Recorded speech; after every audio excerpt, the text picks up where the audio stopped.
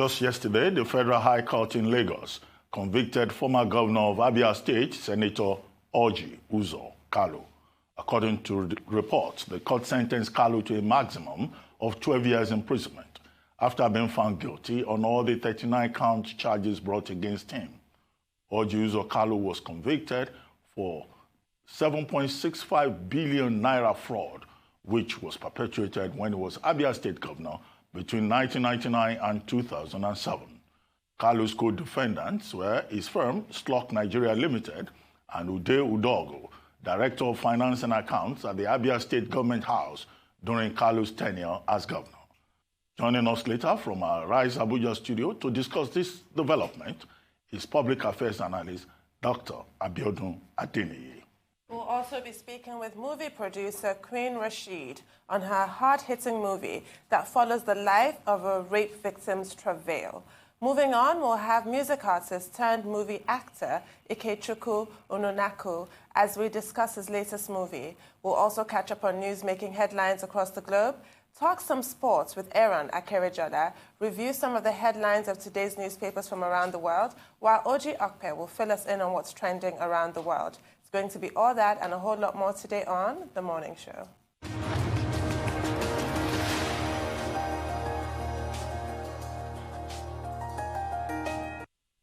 Welcome back to The Morning Show here on Arise News. Now time to take a look at news stories making headlines around the globe. From the government house to the Senate chambers and now to prison, a federal high court in Lagos has convicted a former governor of Abia State in the eastern part of Nigeria, Orji Uzor Kalu, who has been standing trial for a 7.1 billion naira fraud. Kalu completed an 8-year tenure as governor 12 years ago. He's a serving senator at the 9th National Assembly. The court found him and his co-defendants guilty of the entire 39 counts filed against them by the Economic and Financial Crimes Commission. Justice Mohammed Idris sentenced Kalu to 12 years imprisonment while he ordered the winding up of Kalu's company, Slok Nigeria Limited. He's also accused of illegally taking 460 million naira from Abia's treasury. 2007, we filed this charge in July. You knew how what we went through, how even the Federal Attorney General then, Andoka by name, Michael Andoka, attempted to frustrate this case and said that we could not file a charge against somebody who has just finished his office on account of fundamental right order that he got in his hometown.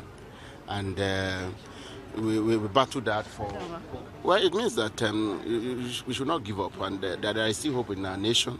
There are judges that are still courageous. There are people who are still courageous that can sacrifice anything to ensure that justice is done, to ensure that the right thing is done, to ensure that our nation reputation is redeemed from those who have damaged it. And then I'm also happy for the people of Abia State whose funds were mismanaged and they were helpless and could not get their fund back. And I think through this process, we should be able to get the fund back to Abia State people. What's the summary of the sentencing? Well, the sentencing is just that the maximum sentence for one count is 12 years. So the lowest was 3 years. So it's at least minimum of 12 years sentence. So, and there are 39 counts. And all of them has their own, but they are to run concurrently. But the highest is 12 years. For all the accused? For the convict, yes. Why the Slok have been ordered to be, that it should be wound up and that its asset be sold and forfeited to government. So, and this is where we are now. This is the number 4 governor that I handle and that we have been able to convict. So, and you will recall the last two governors that we convicted crossed to the APC, but the government did not give any instruction that their prosecution be stopped. So that is not a claim B of health. Once you cross to the APC, then nobody will go against you. This is a manifestation of the fact that the government intends to fight corruption. That's what we're trying to obtain. We have to look at it holistically, and then we'll decide what to do. We'll take it up from there. Definitely we'll be appealing the judgment. Well, as is easy to predict this judgment will be appealed. But that was Rotimi Jacobs, the EFCC counsel there. There's so many dimensions to this case. He raised the fact that EFCC had to fight this dogged fight in the face of obstacles, like the fact that the position that former Governor Kalu had occupied was raised. And I think the whole point of this is to show that there are no sacred cows, because it's not just the senator. He's actually one of the principal officers, his Senate Chief Whip, that has been convicted to 12 years imprisonment. So this is huge. I mean, we've had a governor turned senator before convicted to, I believe it was 14 years. That was Joshua Darie. But now, yes, this is a principal officer in the Senate. It raises a lot of questions of the fact that he was chosen to occupy this position with this kind of charges hanging over him. I'm sure we'll discuss that with our guest, Dr. Abiodun Adeniyi. I haven't actually finished. Okay. Yes. And it also raises the issue now. There's a conviction, which is good, but the reimbursement of the people of Abia State is also paramount. And that is not an automatic process, as Dr. Rotimi Jacobs was saying, that he hopes that that money will be returned. So I want to know what's going to really happen there, because 7.1 or 7.6, depending on what reports you're reading, billion naira cannot be allowed to just disappear from the coffers of Abia State. Well, two quick responses to the issues you raised. The first about Orji Uzor Kalu being made Senate Chief Whip. The assumption will have been, as at the time that he emerged as Chief Whip, he had not yet been convicted, even if he had a case.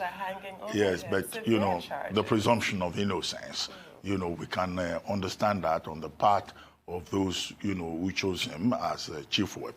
But the reaction to that from the coalition of the United Political Parties, CUPP, immediately after the ruling, the judgment yesterday, CUPP issued a statement saying that even when the matter goes on appeal, that, you know, Senator Orji Uzor Kalu should step down as the Chief Whip of the National Assembly, that his continued, you know, occupation of that office will look very untidy indeed.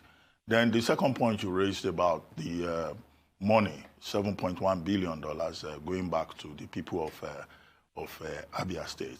You recall that one lesson that has come out of this ruling is that, look, you don't merge family business with government business. Yes.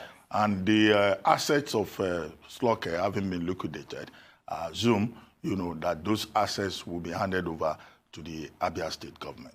Now, if you look at the reactions on social media, many Nigerians are very happy with this because for them, it's another demonstration that, you know, the government is actually fighting corruption. You recall that Senator Orji Uzor Kalu, you know, joined the All Progressives Congress.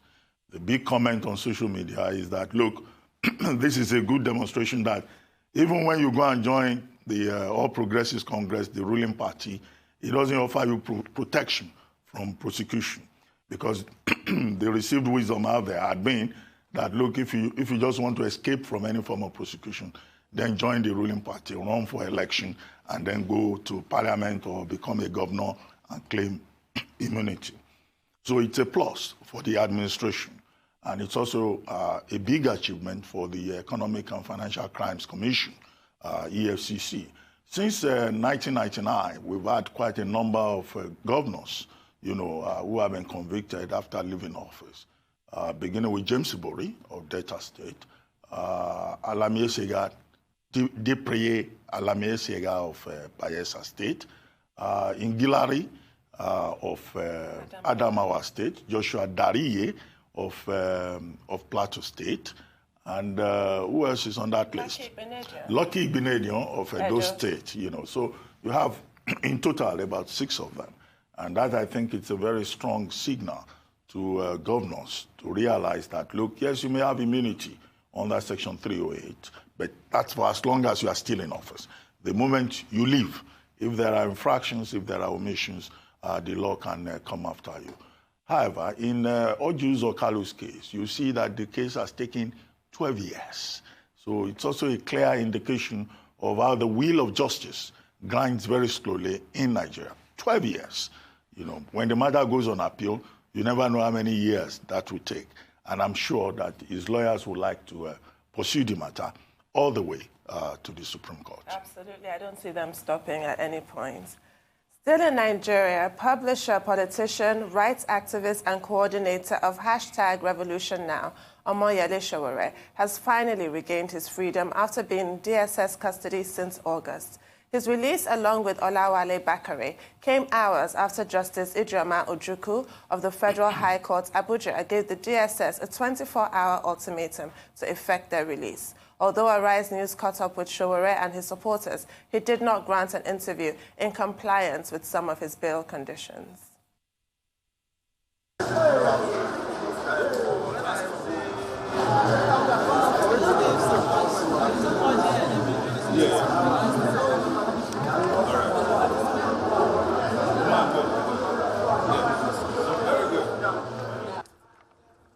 At this point, we'll take a short break and we'll be back with more on the news headlines. Stay with us.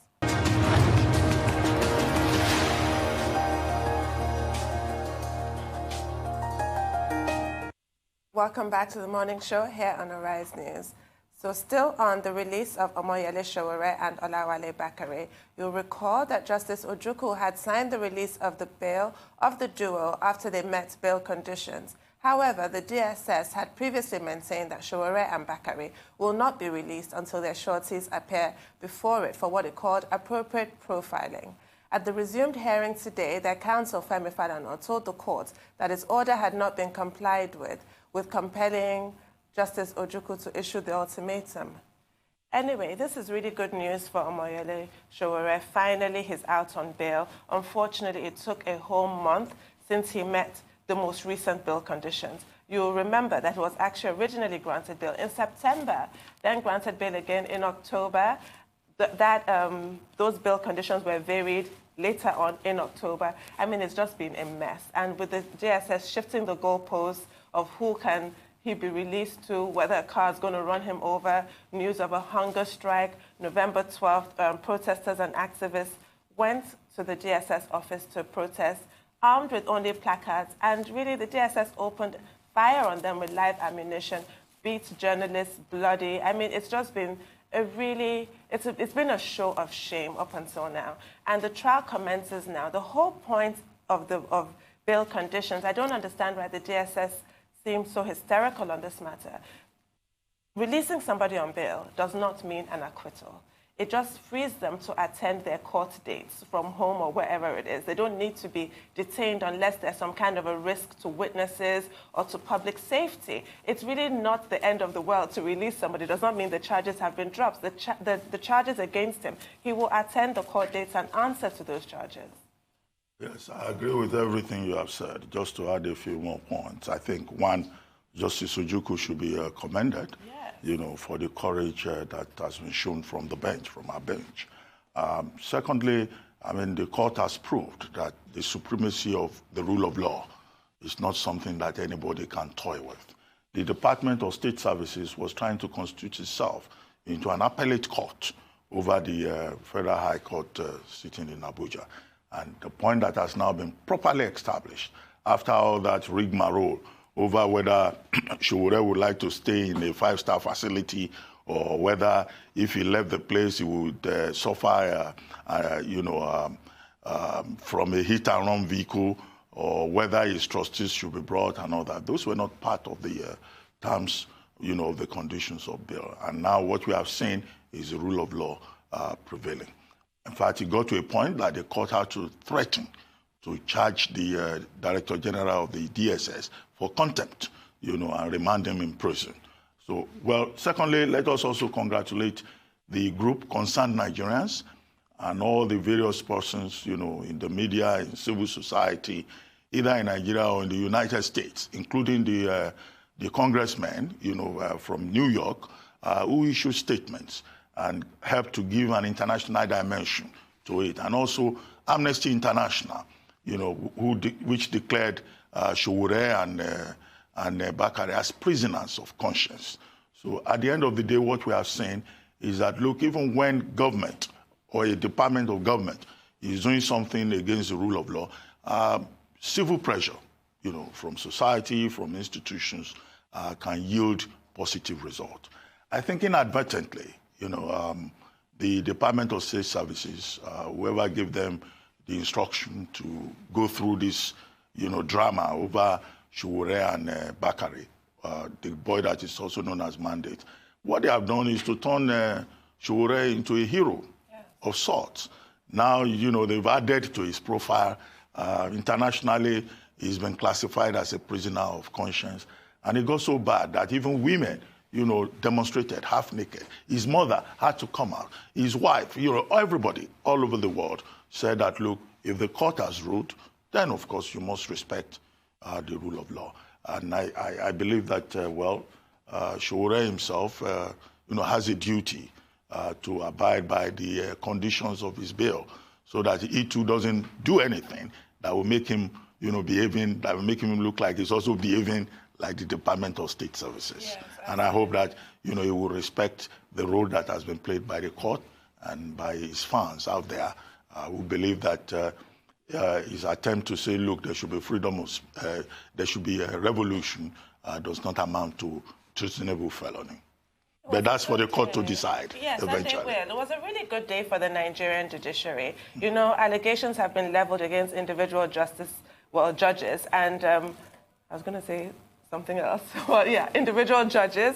And there's a perception of the judiciary as a whole. But yesterday really saw them resuming their former place of high esteem. Because, like you said, it was courageous of Justice Ojukwu. And that is what we expect from the judiciary, to not be cowed by the executive. It was a good day. Now, Aisha Buhari, Nigeria's First Lady, granted an interview to Nigeria's media house, TVC, from London on Thursday and declared that she cannot be stopped from voicing out her opinions on issues in the country because she has the constitutional right to free expression. Asked whether she has been told to stop talking, she retorted in quote, "Who will stop me? Everybody is talking in the country. Everyone should talk. It is freedom of speech," end quote. When asked if she engages in pillow talk with her husband about the state of the nation, she joked there is no pillar in the villa, including the other room. Let's take a look. All right. Well, some of those comments were sort of tongue-in-cheek, lighthearted, but I found the whole conversation rather bizarre in the sense that she was talking about freedom of speech while supporting the hate speech bill, was she not? And her reason for supporting the hate speech bill initially came across as a general reason on the principle. But then she now made the mistake, I feel, of referring to those rumors, the fake news. Okay, what she was actually talking about was fake news. She referred to the fake news about this purported marriage between her husband, President Buhari, and his Minister for Humanitarian Affairs. So it now came across as if she was supporting that for a selfish reason, which tends to be what the supporters of that bill have been doing. You recall Elisha Abbo, the senator, standing up and giving such a passionate defense of this hate speech bill because of the kind of treatment that he was given in social media because of his show of shame in a sex shop. So they always come across as quite selfish in their reasons for supporting this rather heinous bill. If you do believe in freedom of speech, it should be freedom of speech for everybody, not just for the wives of political office holders. Well, I think basically she used the opportunity of that conversation with TVC to clarify a number of issues.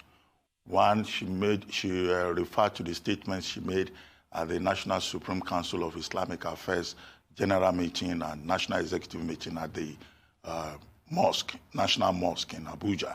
It was on that occasion that she made some of those statements. First, she said with regard to social media, she was concerned about fake news because at a point, even the Minister of Communication was circulating something on social media that had said that the Vice President of Nigeria, Professor Osinbajo, had resigned.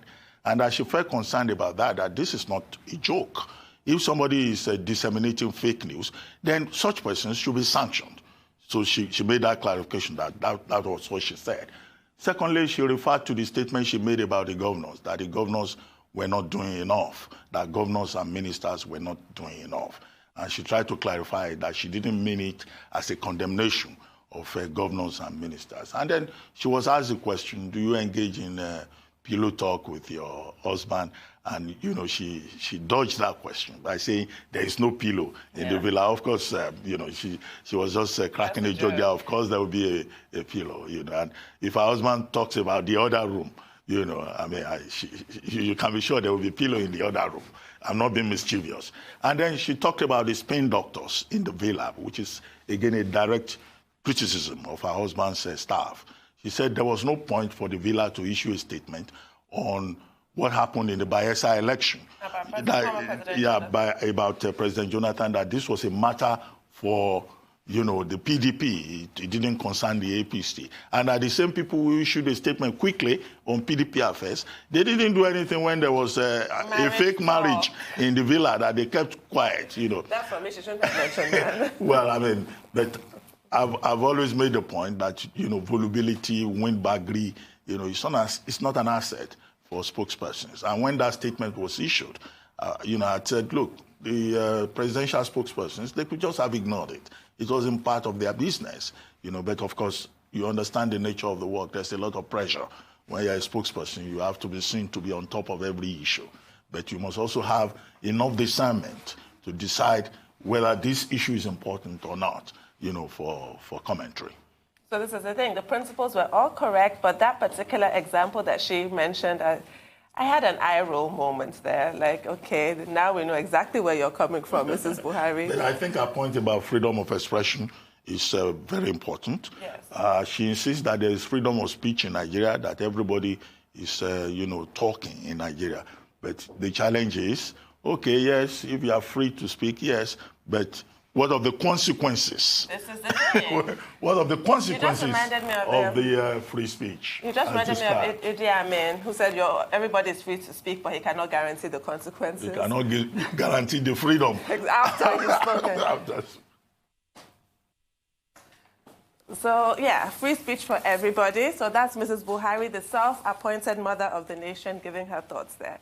Now to the next story. The U.S. Navy has launched an investigation after a sailor shot and killed 2 people and wounded a third at the Pearl Harbor Naval Shipyard in Hawaii before taking his own life. The base was under lockdown for more than an hour after the sailor shot the 3 Department of Defense civilian workers. One witness told local media he was sitting at his computer when he heard shots fired and rushed to the window, where he saw 3 victims on the ground.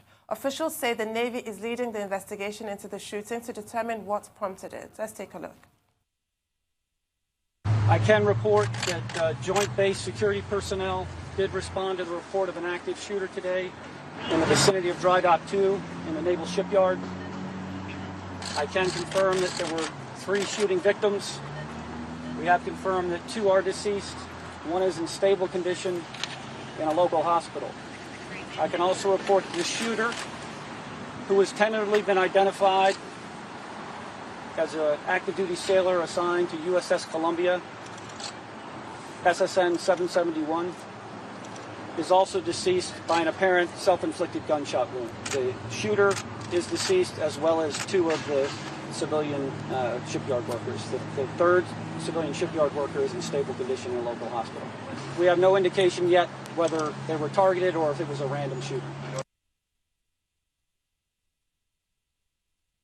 Well, I mean, this happened not yesterday, or is it 3 days ago? Yes, 3 days ago. But, you know, what is shocking about it is that, you know, the 78th anniversary of the attack on Pearl Harbor is on December 7. That's tomorrow.